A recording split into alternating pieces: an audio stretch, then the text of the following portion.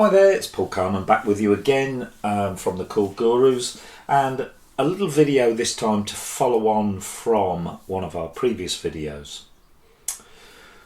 We put a little video up showing you how to use the sequence pads to create a pseudo style. Just to recap, if you haven't seen the video, in pads 1 and 2 we put some 3/4 percussion to give us the drum sounds. In pad 3 we used a 3/4 acoustic guitar pattern, and in pad 4 we used a nice string harmony. Again, if you haven't seen the video, let's just recap on the type of effect that we created. Let's start with just pad 3.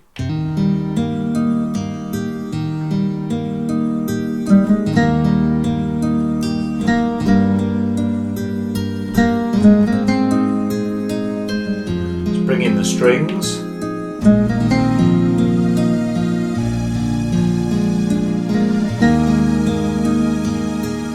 Now the drums.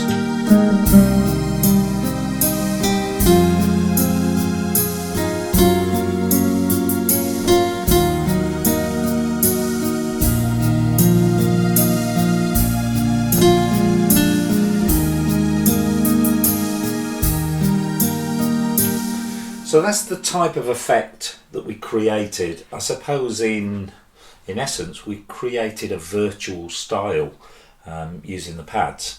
Now, one of our followers on YouTube then said, that's great, how do I go on and save that as a style? Well, in truth you can't save it as a style because it isn't a style. The pads are part of the registration rather than being a dedicated style. So this is how I would go about saving something like that if you've created something similar yourself. I save everything as a songbook entry, just like I would any other settings that I was creating for a specific tune. Now, to do that, first of all, set up the pads, set up as many keyboard sets as you want, and make sure all the volumes are pretty much as you want them. Then all you need to do is to press and hold the Songbook button, and then you're faced with this dialogue here. Let's see if I can just zoom in on the screen a little bit for you so you can actually see what's going on here. So we now get this dialogue box, and we're going to create a new song.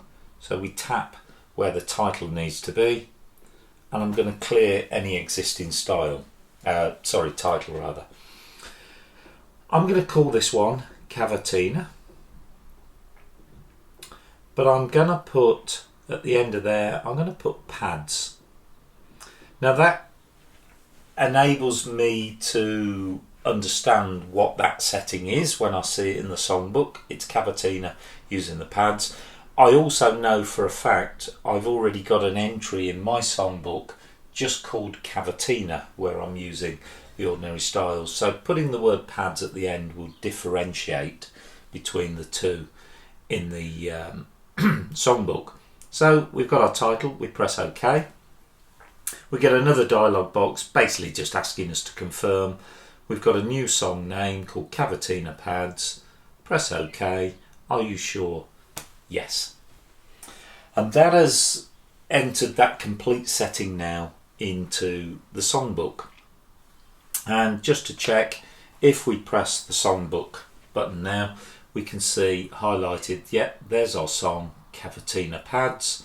Just above it you may be able to see I've got a song entry just called Cavatina. But it's this one that we want, and I want to add to list. Now, here's something really important.